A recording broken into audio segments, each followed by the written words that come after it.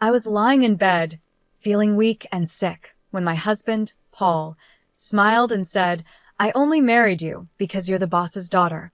I looked over at the scarves and gloves I had lovingly knitted for him, now tossed aside like they didn't matter.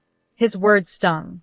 He seemed so disappointed in me, and I knew I had to wake him up to reality. I chuckled at the thought of him realizing how wrong he was, thinking everything was going his way. My name is Kelly Riley. I've been married to Paul for 6 years now. We don't have any children, but we've been living happily together. Paul works a lot and is often away from home. Sometimes I feel lonely, but he always makes an effort to spend time with me on his days off, which helps me manage the loneliness. I met Paul through my father, who was his boss at the time. After we got married, Paul suggested that I become a stay-at-home wife. It seemed like a good idea to me, and I had plenty of time for myself. While supporting Paul, I started making friends with the neighbors, doing some exercise, and taking up sewing. I tried different things to fill my time, but sewing and knitting became my favorite hobbies. Every winter, I would knit scarves and gloves for Paul. My first few attempts weren't great, but I got better with time. Eventually, Paul even told me they were as good as the ones you could buy from a store. Hearing his kind words made me love sewing even more. I dreamed of one day sewing with our future child. I mentioned it to Paul, and he smiled, saying, "Maybe I'll join in and learn when the time comes." It was moments like these that made me feel happy in my life. I also made sure to take good care of the house and always spent quality time with Paul when he had days off. Thanks to his good salary, we had a comfortable life, and from the outside, I probably seemed very lucky. I had no complaints and thought we would continue living quietly like this, just the two of us, with hopes for a child in the future. But about 3 years ago, things started to change. One evening, I was waiting for Paul to come home, as I always did. Suddenly, I felt dizzy and collapsed. Paul had just returned from work and rushed me to the hospital. When I woke up, I found myself lying in a hospital bed.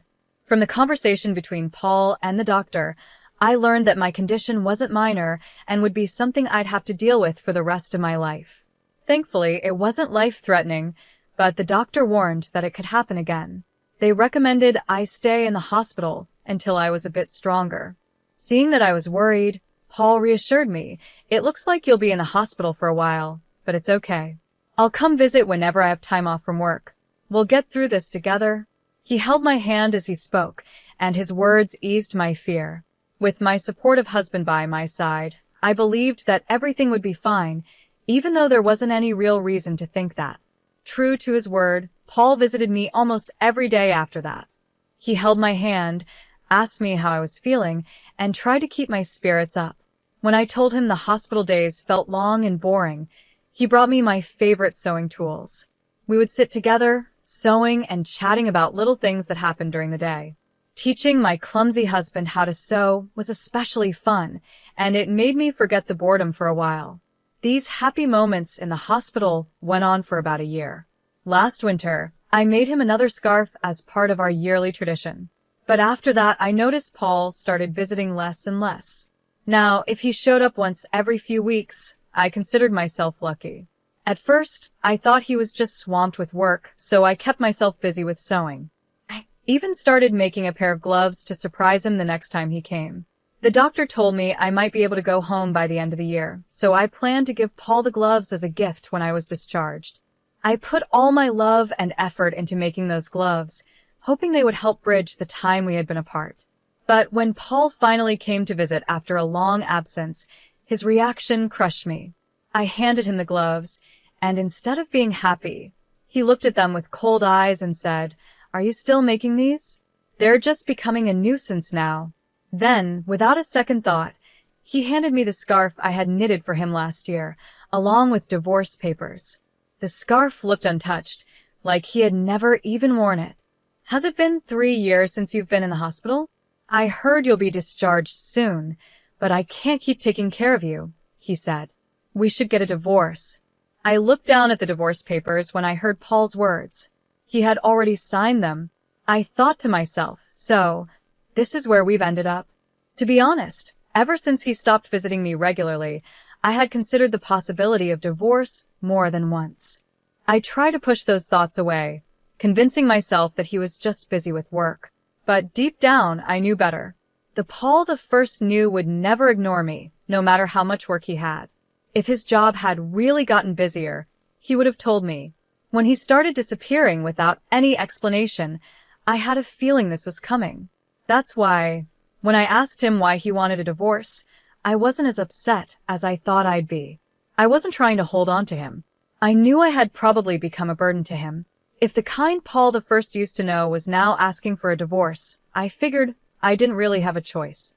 But I was still curious. He had once promised we'd get through this together, so I wanted to know why he had changed his mind. When I asked, Paul responded, "Isn't it obvious? Ever since I married you, all I've had are problems. I'm sick of the scarves and gloves you give me every year. I only married you because you're the boss's daughter. How can I be expected to deal with you being sick on top of everything else?" He laughed in a way that felt like he was mocking me. It was as if all the joy I had found in our life together, all the talks we had about love, happiness, and loneliness, meant nothing to him. He made it clear that he thought I was a fool for believing in those things. He continued, "Who even wears a handmade scarf anymore without feeling embarrassed? Getting gifts like that is just annoying." As I listened to him, I glanced at his neck and noticed a high-end scarf I didn't remember giving him. Compared to the scarves I made for him, this one was obviously of much better quality. There was no point in comparing mine to that one. It made me wonder if he had ever actually worn any of the things I made for him. He must have hated them all along, and I just never realized it. After I was hospitalized, my father retired from the company shortly after. That meant Paul no longer had to pretend to care about me to stay in my father's good graces. Plus, having a sick wife might have been a convenient excuse for him at work. In the first year of my illness, he made a big show of visiting me whenever he could, balancing work and showing concern for me. I could easily imagine my father, before he retired, praising Paul at work, saying how hardworking he was while also taking care of his sick wife. Paul had built this image of being a caring husband, and his co-workers respected him for it. But now, it seemed that once my father retired, Paul didn't see any value in me anymore. The part of me that had once been useful to him had been realized, and now he no longer needed me. When I shared my thoughts, feeling sick inside, my husband looked surprised. Then he casually admitted, "Well, it did make work easier. When I mentioned you, everyone felt sorry for me and treated me well. If I worked a bit of overtime, they praised me for being responsible. And if I wanted time off, all I had to say was, 'My wife is sick.' And that was it." He said all of this without a hint of regret.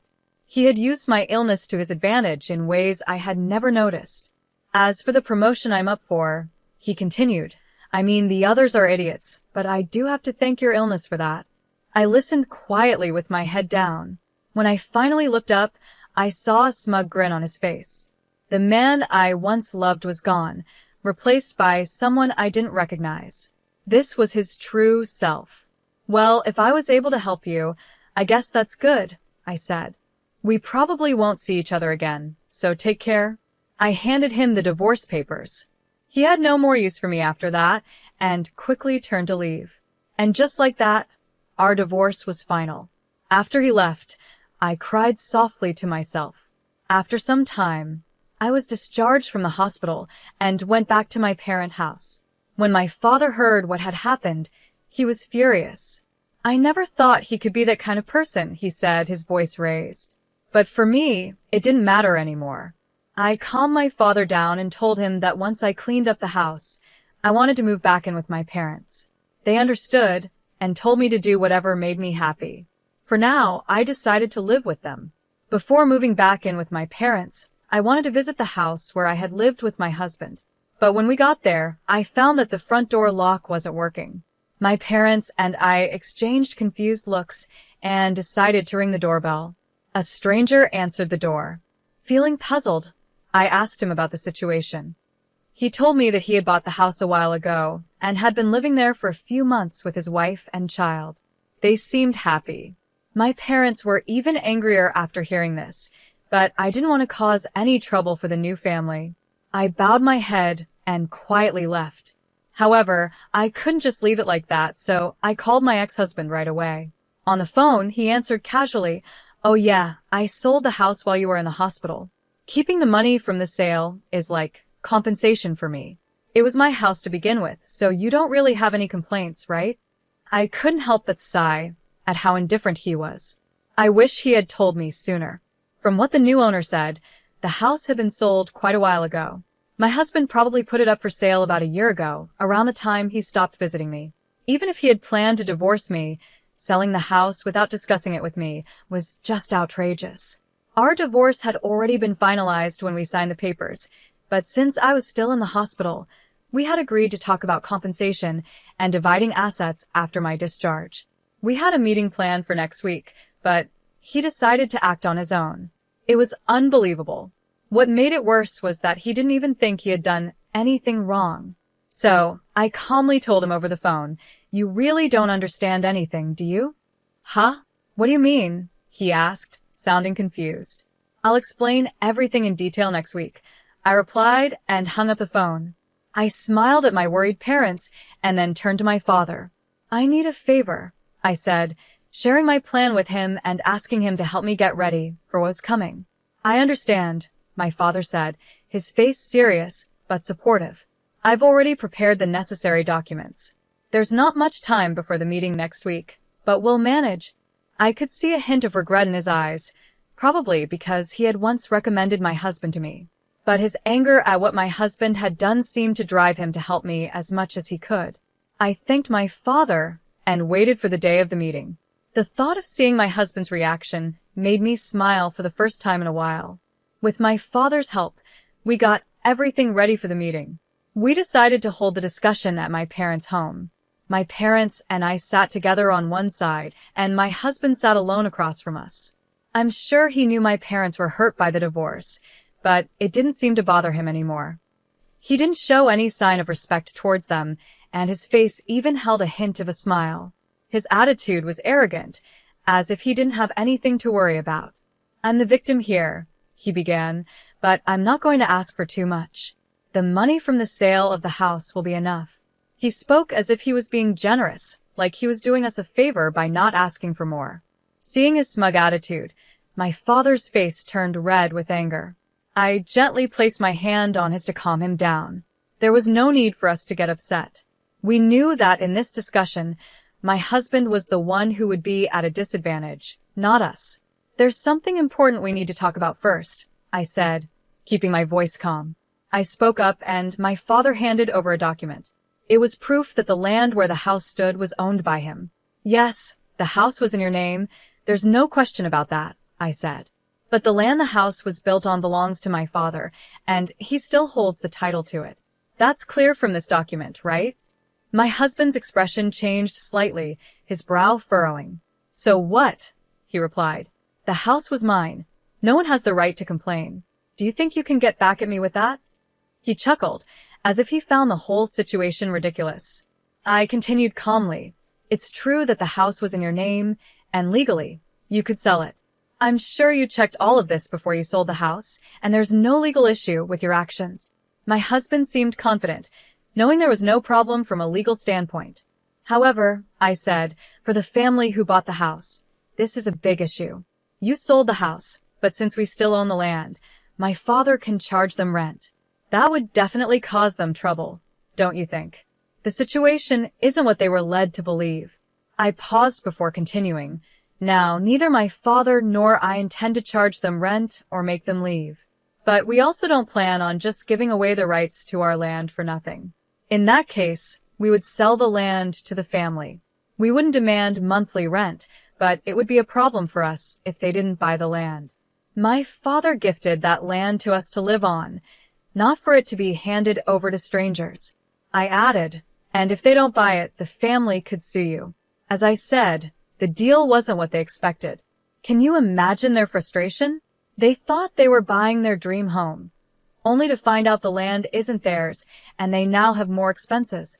After we obtained proof of my father's ownership of the land, we went straight to the new family and explained the situation. Thankfully, they understood and agreed that if there was any trouble, it was the seller's responsibility. If things didn't go well with the negotiations, they made it clear they would sue my husband. When I saw my husband's face turn pale, I knew he finally understood the gravity of the situation. He realized that no matter what, this was going to cost him a lot of money because of his mistake. In a trembling voice, he asked, "What should I do then?" I smiled and calmly responded, "The family can buy the land from us, making them the full owners of both the house and the land. Then you would have to cover the cost of the land. This way, everything can be settled smoothly, and there would be no need for the family to sue you.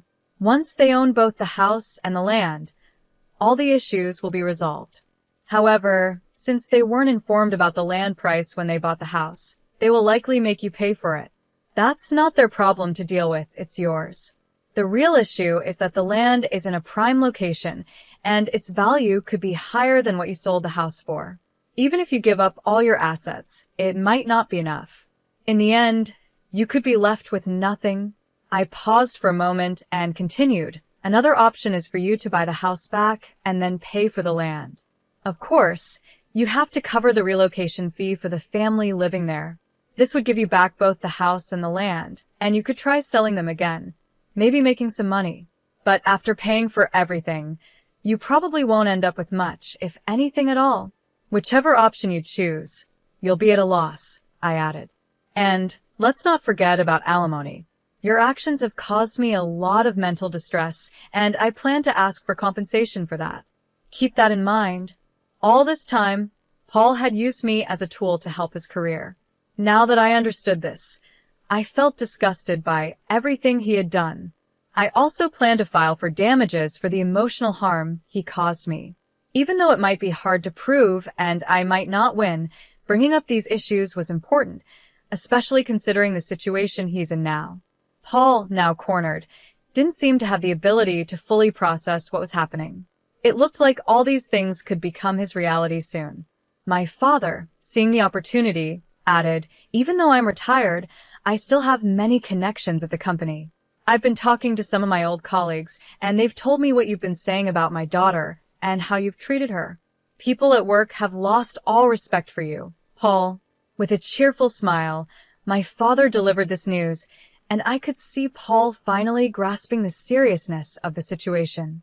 The status he had built by using me and the money he had gained from selling the house without my consent, none of that mattered anymore. "Now," I said, clasping my hands together with a smile, "let's discuss what comes next. We need to settle the division of assets, compensation, and the house." The smile I gave him now was different from any smile I had shown him before. This time, I was smiling more brightly than I had in a long time, feeling a sense of relief and power since our separation. "I hope you understand that your assets will be decided in this meeting," I continued. Paul could only force a laugh, but tears filled his eyes. The negotiations that followed were in my favor. Paul agreed to pay me alimony, and we also settled that he would pay for the land where the house stood. We later explained everything to the family who had bought the house, and in the end, everyone benefited from the agreement, except Paul. He lost everything. The rumors my father had started spread throughout the company, causing Paul to lose his reputation. His expected promotion was delayed as upper management raised concerns. The rumors continued, and soon Paul had no place in the company. My father later informed me that Paul had resigned. I guess you could call it karma. Things gained through using others can disappear just as easily when someone decides to take action. As for me, I'm now living with my parents and running a sewing class. While my classes aren't packed, I've managed to earn a decent income thanks to the support of neighborhood women and children who attend. Even though I never had the chance to sew with my own children like I once dreamed of, I've realized that sharing what I love with others brings me real happiness.